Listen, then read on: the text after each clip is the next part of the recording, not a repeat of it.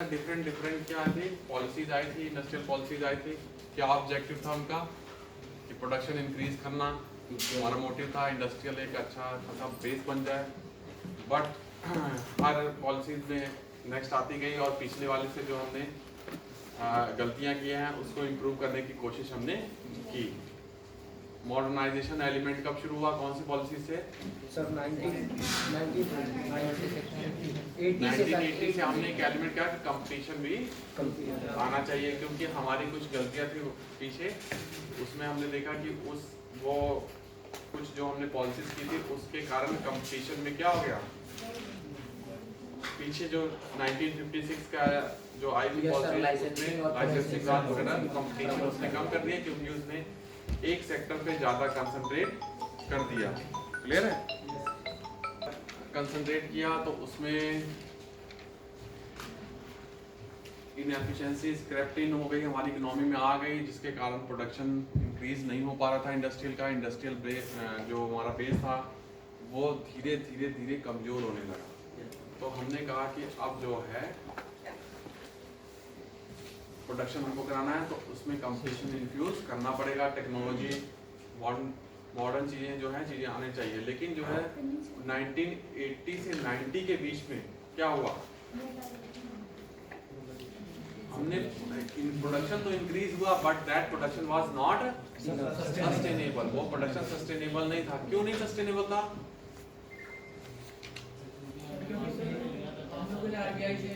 हाँ, हमने डिमांड पे कंसंट्रेट किया और डिमांड इंक्रीज करने की कोशिश की, बट जो मीन्स यूज किए हमने वो मीन्स सही नहीं थे।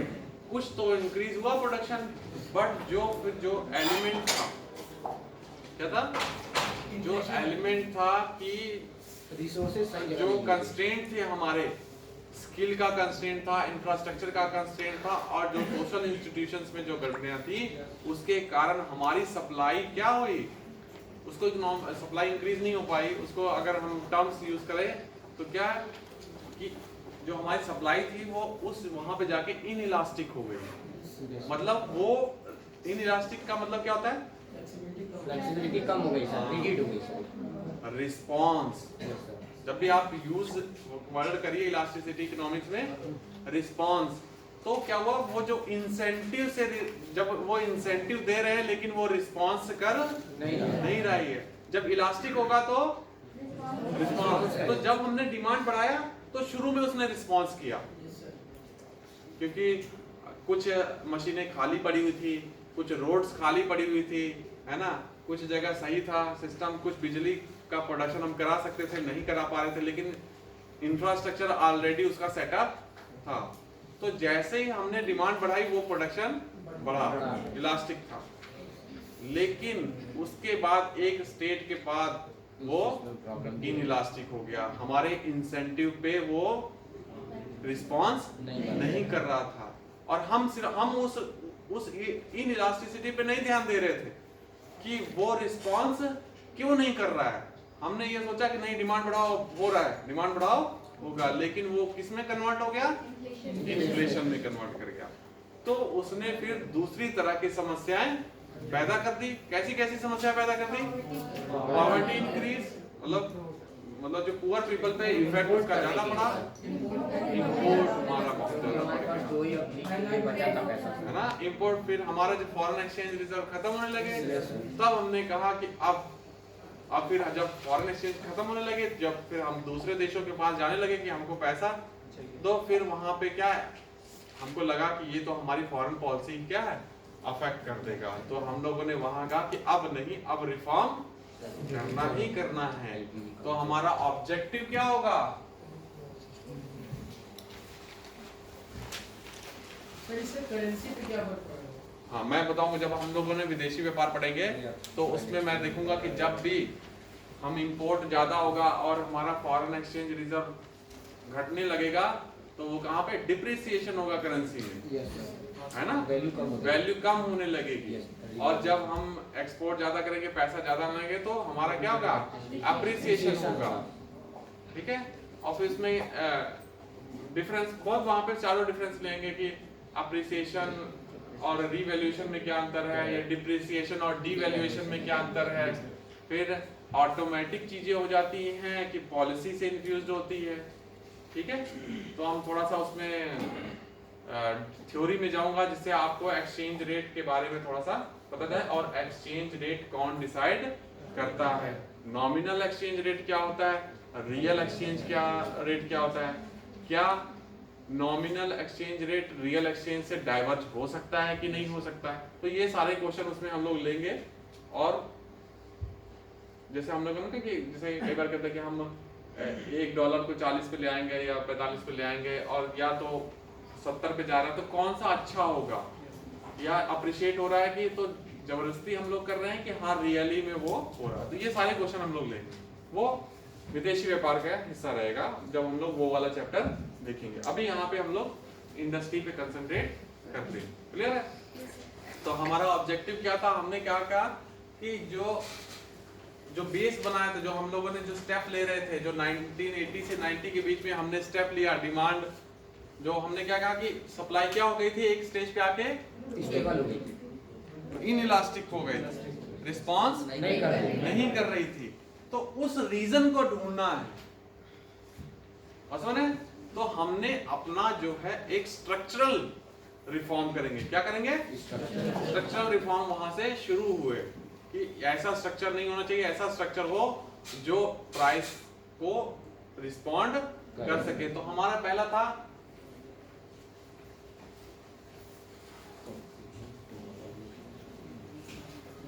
कंपटीशन को, जिससे क्या हो जाएगा, एफिशिएंसी हमारी क्या हो जाएगी, बढ़ जाएगी। कंपटीशन और एफिशिएंसी को बढ़ाना हमारा ऑब्जेक्टिव हो गया था, या एफिशिएंसी को बढ़ाना है थ्रू कंपटीशन, है ना। और टेक्नोलॉजी भी इंफ्यूज करेंगे।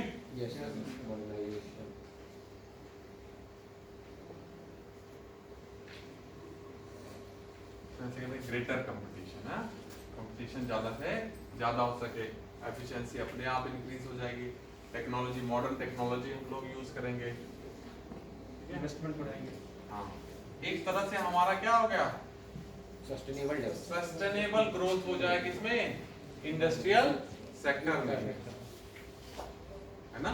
जैसे क्या 1980 से 90 के बीच में जो ग्रोथ हुई, but that growth was not sustainable, तो हमको सस्टेनेबल ग्रोथ की तरफ जाना था। बाकी सारे और भी थे, इक्विटेबल डिस्ट्रीब्यूशन जो 1947 का था, वो हमारा हमेशा ही रहता है कि चीजें क्या है, एक सोशल एलिमेंट रहता है कि इनइक्वालिटी ज्यादा बढ़ ना पाए। तो ये हमारे ऑब्जेक्टिव थे। अब इन ऑब्जेक्टिव को हमको क्या करना है, अचीव करना है। क्लियर है? अब उस ऑब्जेक्टिव को अचीव करने के लिए हमारे पास क्या होना चाहिए, इंस्ट्रूमेंट होना चाहिए, वो स्टेप यूज करने हैं। क्या क्या स्टेप यूज किए हैं कि इन ऑब्जेक्टिव को हम लोग क्या कर सकें, अचीव कर सकें। बता दो पॉइंट क्या था,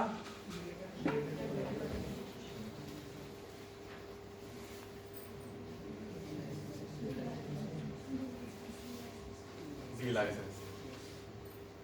देखिए पहले क्या होता था कि कुछ भी, मैंने क्या कहा, कुछ भी करना है तो गवर्नमेंट से लाइसेंस लेना है ना। तो यहाँ पे क्या किया, जितनी भी मतलब गवर्नमेंट से परमिशन लेनी पड़ती थी कि हम ये कंपनी एस्टेब्लिश करें कि नहीं। गवर्नमेंट कहती थी कि हाँ भाई एस्टेब्लिश करिए, तो हम लोग करते थे। लेकिन उसमें इन्होंने क्या क्या एस्टेब्लिश किया कि जितने भी इंडस्ट्रीज थे उसको डी लाइसेंस कर दिया। आपको लाइसेंस लेने की जरूरत नहीं है। सिर्फ 18 इंडस्ट्रीज को क्या है, रिजर्व किया। ठीक है, 18 इंडस्ट्रीज को रिजर्व किया कि इस कंपनी को लगाने के लिए लाइसेंस चाहिए, बाकी किसी को कंपनी लगाने के लिए लाइसेंस की जरूरत नहीं है।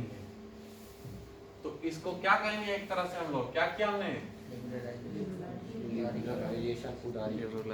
लिबरलाइजेशन, उदारीकरण, है ना। कि आप जो चाहें, आपको एक फ्रीडम एलिमेंट हमने दे दिया। जैसे आपके पेरेंट्स कहे कि आप जिस डायरेक्शन में जाना चाहें आप जाइए, बट कुछ चीजें ना करिए। है ना। तो ग्रेटर फ्रीडम आ गई विद सम कंडीशंस, क्योंकि ये चीजें क्या थी, जरूरी थी कि यहाँ पे भी ध्यान रखना क्या हो जाएगा, हमको जरूरी हो जाएगा। क्लियर है। तो 18 इंडस्ट्रीज को छोड़ के अब कितनी बची है इसमें, सिर्फ 4 इंडस्ट्रीज अब बची हुई है ना। जैसे chemical hazard, arms and ammunition, जहाँ पे चीजें या सिगरेट वगैरह हो गई, जो तंबाकू इंडस्ट्री हो गई, अल्कोहल इंडस्ट्री हो गई, इसमें एटॉमिक एनर्जी तो है ही है, तो उसमें वो अभी देते हैं। तो वो जो 4 इंडस्ट्रीज थी जहाँ पे लाइसेंस लेना जरूरी है, इसलिए जरूरी है, क्यों जरूरी है, जैसे अब अगर मान लीजिए कि तंबाकू इंडस्ट्री है, वो हर आदमी बिना पूछे बनाने लगेगा, तो क्या है वहां पे थोड़ा सा सोशल इंजस्टिस, मतलब सिन होने, सोशल सिन है, वो चीजें गड़बड़ करने सकती है। जैसे अल्कोहल इंडस्ट्री हो गई, तो वो अगर हर जगह बनने लगेगी तो क्या है, प्रोडक्शन, जब हम प्रोडक्शन इंक्रीज कराने की बात कर रहे हैं, वो प्रोडक्शन क्या हो जाएगा, इंक्रीज हो जाएगा। ठीक है। तो हमारा कुछ इंडस्ट्रीज थी, यहाँ पे हमने डी लाइसेंसिंग किया। उसके बाद सेकेंड एलिमेंट